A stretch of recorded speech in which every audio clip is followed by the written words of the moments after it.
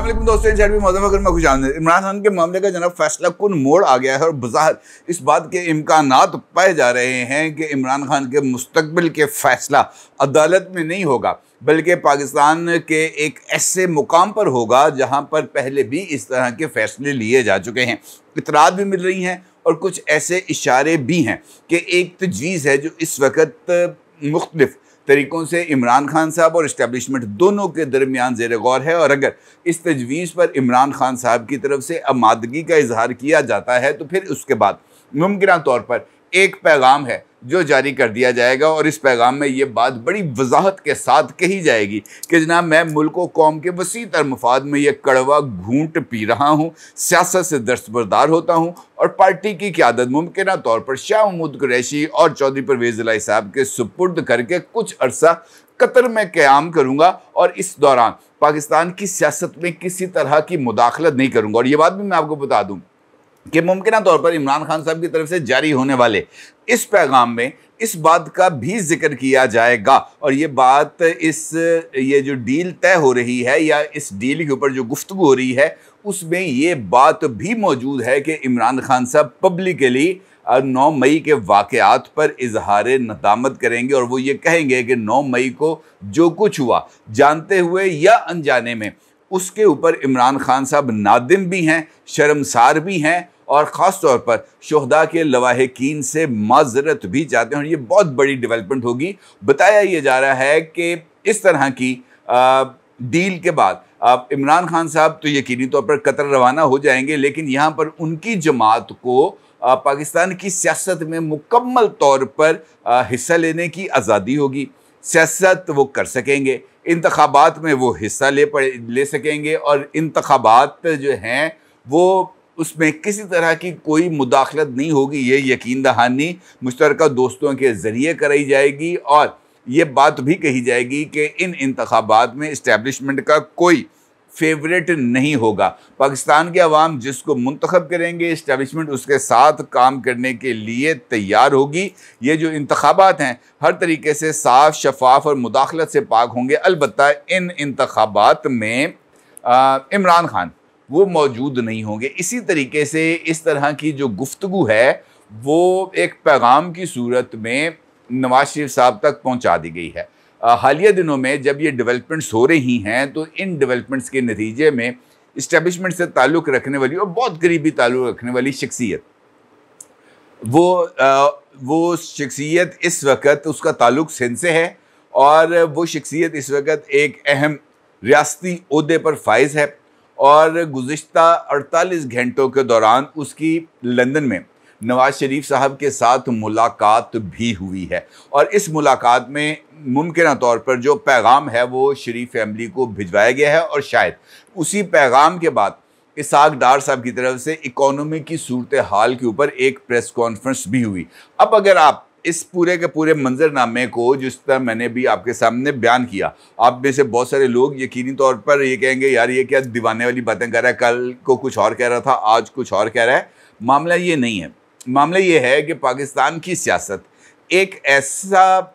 ऐसा स्टेज है जहाँ पर किसी भी वक्त कोई भी एक्ट शुरू हो सकता है। बज़ाहिर चीज़ें इस तरह नज़र आ रही होती हैं कि ये इस तरह मामला हो जाएगा, इमरान खान फाइल लग जाएगा, लेकिन इसी दौरान कुछ बैक एंड के ऊपर इस तरह की पेशरफ्त हो रही होती है जो आपको हैरान करके रख देती है। अगर आप गौर करें तो हालिया दिनों में अचानक ये पेशरफ्त सामने आई कि और मैंने भी इसके ऊपर वीडियो की, उसका थंबनेल भी आप इस वक्त अपनी स्क्रीन पर देख सकते हैं। बुशरा बीबी के हवाले से इस्लामाबाद के एक 7 स्टार होटल की में उसके रेस्टोरेंट में मुलाकात और कतर के सफ़ीर के साथ मुलाकात मुहतरमा बुशरा बीबी साहिबा की और उसने इनफैक्ट इस सारे एस्पेक्ट को अनलीश किया, लोगों के सामने लेके आए कि इमरान खान साहब और उनकी जमात अब संजीदगी के साथ एक डील की तरफ जा रहे हैं और वो ये डील में बहुत ही ज़्यादा संजीदगी के साथ कोशिश कर रहे हैं कि उनको ये डील मिले। अलबत्ता इस सारे प्रोसेस के दरमियान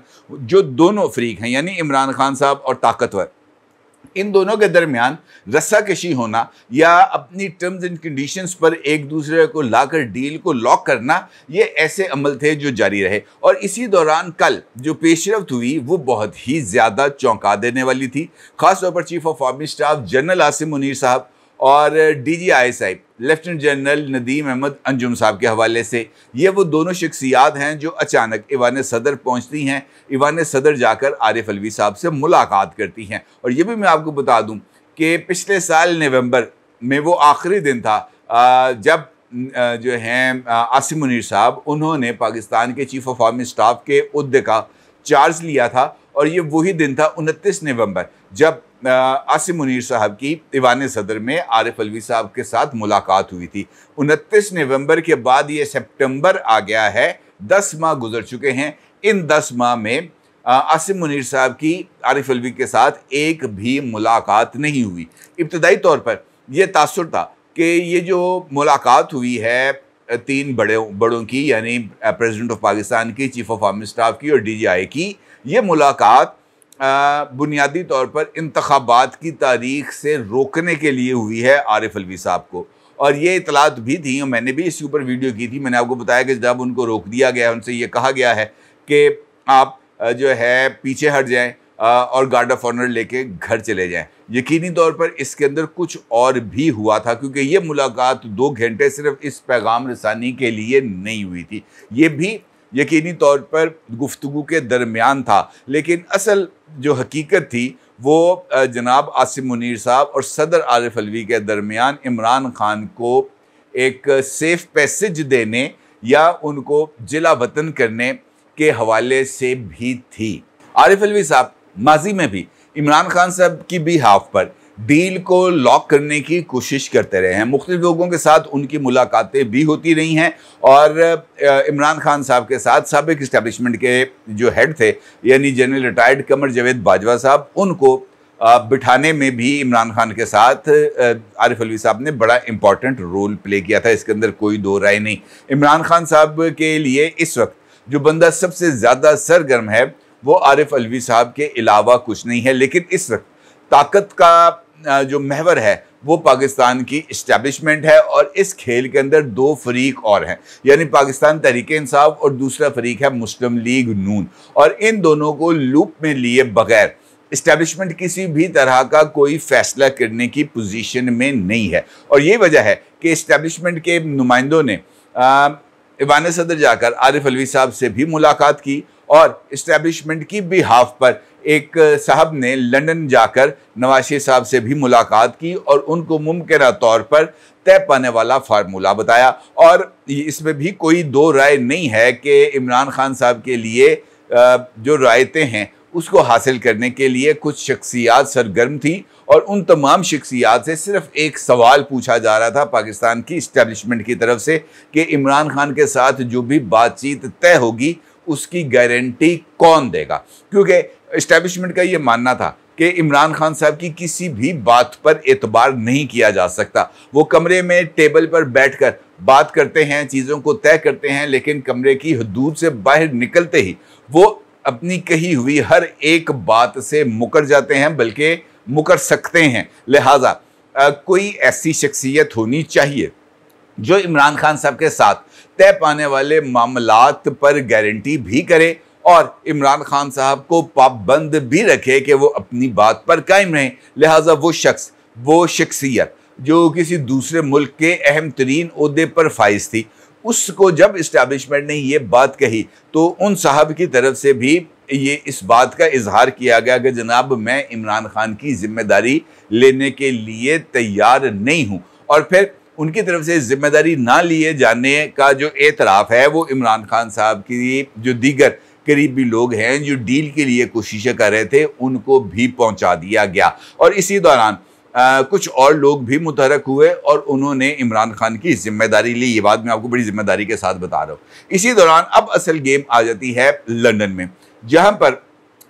जो शख्सियत थी वो मौजूद होती है, मुलाकात करती है, बताती है कि जनाब ये एजेंडा है, इसके ऊपर मामला चल रहे हैं, ये लेवल यहाँ तक पहुँच गया है कि अब फैसला करने की स्टेज है। तो यकीनी तौर पर सवाल तो होना चाहिए कि जनाब वो कहते हैं ना, दुख झेले भी फाख्ता कव्वे अंडे खाएं। ऐसा तो मुमकिन नहीं है कि मईशत की बहाली के लिए तमाम तर कुर्बानियाँ हम दें, मईशत के नाम पर अपना जो पॉलिटिकल एसेट है वो कुर्बान हम करें, और इमरान खान साहब को आप जो है वो सेफ एग्ज़िट भी दे दें, और इमरान खान की जमात को दोबारा इक़्तिदार में लाने के लिए उसको इस बात की गारंटी भी दे दी जाए कि जनाब आप के लिए सियासी अमल को मुकम्मल तौर पर खोल दिया जाएगा और सियासी अमल में मुदाखलत नहीं की जाएगी। तो फिर हम यहाँ पर क्या करने बैठे हैं? बात उन्होंने किसी और तरीके से की थी, लेकिन मैं इसको अपने अल्फाज में ज़रा थोड़ा सा बदल के आपकी खिदमत में पेश कर रहा हूँ। लिहाजा मुस्लिम लीग नून की तरफ से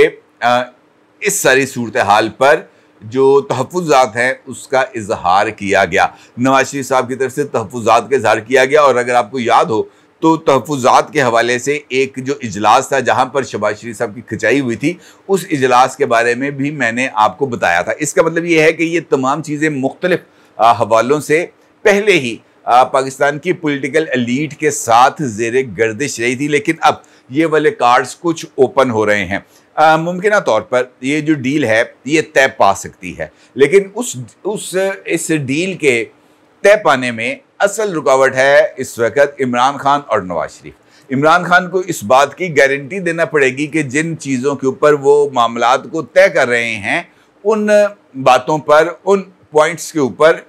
इमरान खान साहब जो है वो पैरा देंगे, उससे डिविएट नहीं करेंगे, और एक रिटर्न एग्रीमेंट इस हवाले से तैयार किया जा रहा है। बिल्कुल वैसे ही जैसे नवाज शरीफ साहब को अटक जेल से निकाल कर जब सऊदी अरेबिया के सरूद पैलेस में भिजवाया जा रहा था, वो जो थे लेबनीज़ साद अल हरेरी साहब, उनकी तरफ से ये जो मुआहदा था ये साइन किया गया था, और नवाज शरीफ साहब की गारंटी दी गई थी सऊदी गवर्नमेंट की तरफ से, बिल क्लिंटन की तरफ से और साद अल हरेरी की तरफ से। इस मरतबा भी कुछ इस तरह की गारंटीज़ की कोशिश की जा रही है, और एक रिटर्न एग्रीमेंट भी तैयार करने की कोशिशें की जा रही हैं, लेकिन उसके लिए ज़रूरी है इमरान खान साहब का कायल होना। और मुझे बज़ाहिर इस बात के इम्कानात जो है वो नज़र आ रहे हैं कि इमरान खान साहब अपनी स्किन सेव करने के लिए अगर 9 मई के वाक़यात पर अपने ही कारकुनों से इज़हार लाताल्लुकी कर सकते हैं, तो वो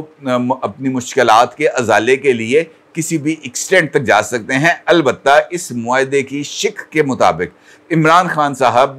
के ऊपर जो नाअहली है वो मौजूद रहेगी। इमरान खान साहब की कन्विक्शन ख़त्म हो सकती है, लेकिन जो नाअहली है वो बरकरार रहेगी, और इस हवाले से अब से लेकर 9 सितंबर तक का जो टाइम है वो बहुत ही ज़्यादा इम्पॉर्टेंट है, और इन्हीं अय्याम में इस बात का फ़ैसला होगा क्या ये डील लॉक होती है या ये जो तजावीज़ हैं ये डस्टबिन की जीनत बनती हैं। आने वाले दिनों में, आने वाले घंटों में, आने वाले हफ्तों में इस बात का फ़ैसला कर लिया जाएगा, और जो चीज़ें हैं वो ज़रा और खुल के सामने आएंगी। अपनी राय का इज़हार कीजिएगा। आपको बहुत शुक्रिया। अल्लाह हाफ़िज़।